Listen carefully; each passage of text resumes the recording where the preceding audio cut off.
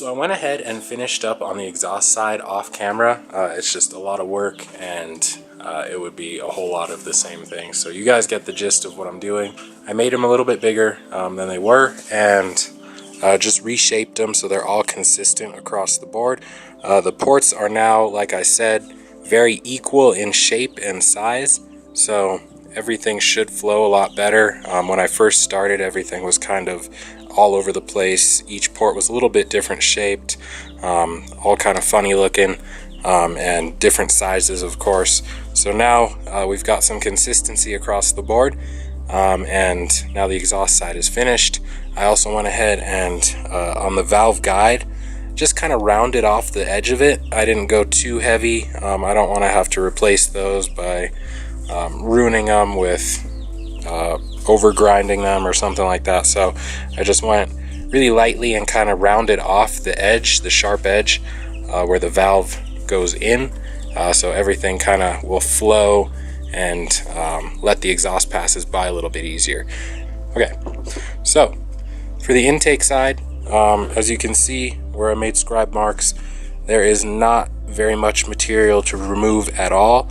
I did kind of go ahead and start blending this one. This one had the most material that needed to be removed, but even at that, it was like very, very, very little.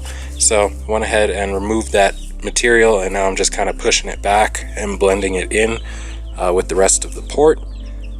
So the intake side is very, very minimal. I don't think I want to remove that much. Yeah, not 100% sure on what I'm talking about with the head stuff, but I do know that a good flowing head makes good power, and we're trying to make that good power through trial and error with a cheap head. And yeah, got nothing to lose except for a motor, but yeah, it's rebuildable, so it's all part of the game, guys. So far, this is what it looks like. I just went ahead and removed the material around the inlet, and then just kind of blended it with the stock port size, so we can keep the air velocity up. I didn't really want to ruin the port, so I just cleaned up some of the casting flash on the sides, and then just opened up the inlet and kind of blended that in, and everything's a lot smoother, so it should be okay. If not, whatever, learning experience. So what I'm gonna do today is actually take the Dremel. I have this bit with just like a little cut in it, and then you can just put some sandpaper in between, turn it on, and then just run it up and down the runners, and then just smooth out all of the walls and the edges and all of that stuff, just to make it that much better, especially for the exhaust side. We want it to be pretty smooth. Right, so for the setup, I've got some lubricating oil, liquid wrench. The sandpaper that I'm using is 100 grit sandpaper, and it works just fine for creating a smooth enough finish on the inside. It's certainly a lot smoother than just the normal cut with the carbide burrs, so I'm happy with that. And then, yeah, got the telly, and yeah.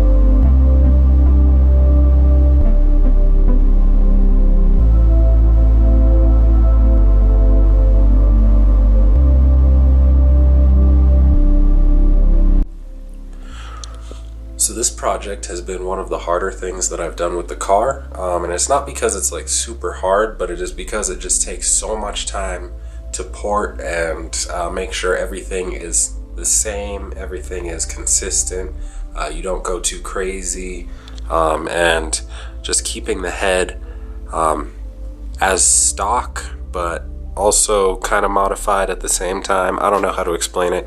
I don't want to go too crazy with this thing and ruin the head, but I also don't want to leave it like completely how it was and not see any performance gains, just because I want to see if we can make some power out of this head at home through some simple porting and polishing. So yeah, I'm gonna walk you guys through what I did to the head and kind of give you like a rundown of how everything worked out and my theories behind it.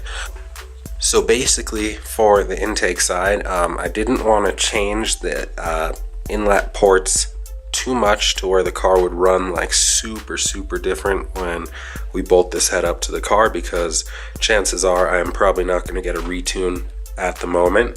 I will eventually get a retune because I feel like the car can make so much more power than it does, but for now I want to keep it on the tune that is in the ECU right now. So I didn't want to make crazy changes to the intake ports just because I don't want it to ruin how the engine runs. The exhaust ports I think would be a little bit more forgiving, but once you start messing with the intake and it's getting like a lot more air than it was, it might not be able to compensate with fuel.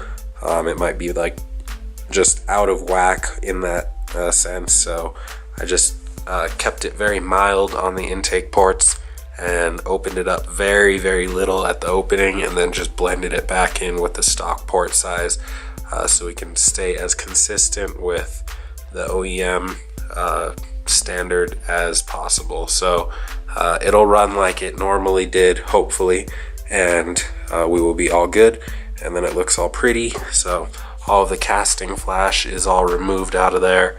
I went through and smoothed it out with some sandpaper rolls, and everything looks really good inside the ports, and it is nice and smooth, both on the sides, the bottom, the top, where the injector sprays. All of that stuff is really nice in there. So I'm happy with the intake side.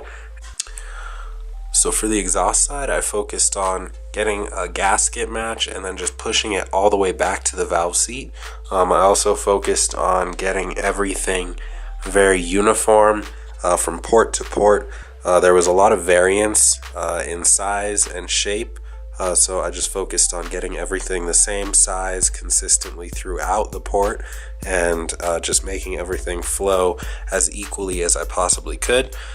So hopefully we see some gains. It is also polished. I used the little sandpaper flap thing, and then I went ahead and sprayed it with some penetrating oil, just to kind of get like a very fine wet sand going on in there. So all the ports are very smooth, and yeah, almost like a polish, but definitely not polished. But they are very smooth in there, so carbon won't build up too much. So yeah, I just wanted to give you guys like a little update video on how the project is going. The next step is going to be ordering the parts for the build on the head, and I think we'll be on our way. So thank you guys for watching. Thank you for the support or the hate, whatever. It's cool. Just glad to be sharing this project with you guys and showing you that we can do it at home and hopefully make some power. You guys will see. So yeah.